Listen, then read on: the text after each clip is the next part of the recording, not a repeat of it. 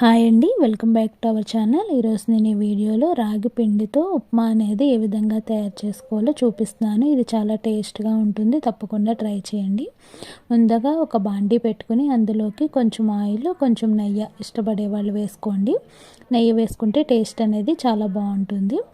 ఇది కాగిన తర్వాత అందులోకి ఆవాలు, జీలకర్ర, కరివేపాకు, పచ్చిమిర్చి యాడ్ చేసుకోవాలి. ఇందులోకి కొన్ని జీడిపప్పు, కొన్ని పల్లీలు, కొంచెం క్యారెట్, కొన్ని బఠానీ కూడా యాడ్ చేశాను నేను. మీకు ఇష్టమైతే వేసుకోండి, లేకపోతే స్కిప్ చేసేయచ్చు. ఇందులో ఏది ఇష్టం లేకపోతే అది స్కిప్ చేసేయండి.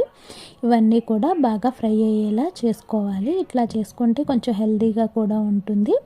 పిల్లలు లాంటి వాళ్ళు తినరనుకుంటే క్యారెట్ని తురిమేసి వేయండి, టేస్ట్ కూడా చాలా బాగుంటుంది, చాలా హెల్తీ కూడా. ఇవి ఇట్లా బాగా ఫ్రై అయిన తర్వాత ఒక కప్పుకి కొంచెం జారుగా కావాలంటే 4 కప్పులు వాటర్ పోసుకోండి. కొంచెం పొడి పొడిగా కావాలంటే 3 కప్పులు వాటర్ అనేవి పోసుకోండి. నేనైతే 4 కప్పులు పోసుకున్నాను. అందులోకి సాల్ట్ కూడా యాడ్ చేసేసుకొని ఈ విధంగా మరిగిన తర్వాత పిండిని అనేది యాడ్ చేసుకోవాలి. ఇందులోకి మీకు ఇష్టమైతే కొంచెం వైట్ రవ్వ, ఉప్మా రవ్వ ఉంటుంది కదా, బొంబాయి రవ్వ, దాన్ని కూడా యాడ్ చేసుకోవచ్చు. అది కూడా టేస్ట్ చాలా బాగుంటుంది. వేసిన వెంటనే ఉండలు కట్టేస్తుందండి, అందుకని చాలా జాగ్రత్తగా వెంటనే కదిపేసుకోవాలి. బాగా ఈ విధంగా బాగా కదుపుకోవాలి, ఉండలు లేకుండా.